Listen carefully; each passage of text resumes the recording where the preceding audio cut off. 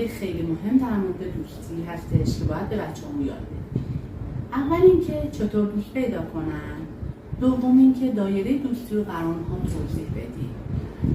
دایره دوستی یعنی که بعضی از بچه‌ها دوستای صمیمی با هم میشن، بعضی‌ها فقط همکلاسی‌ان.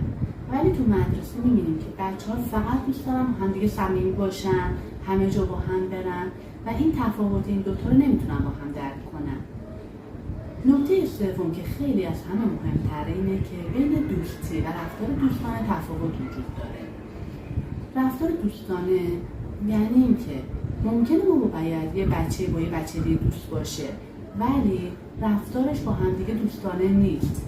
بچه‌ها باید بدونه که وقتی که یکی اون اذیت میکنه، دستور بهش میده، بهش دور میگه یا اینکه مجبور میکنه کاری انجام بده که دوست نداره، این رفتار دوستانه نیست و باید به بدنش رجوع کنه، ببینید دلش میخواد این کار انجام بده یا نه.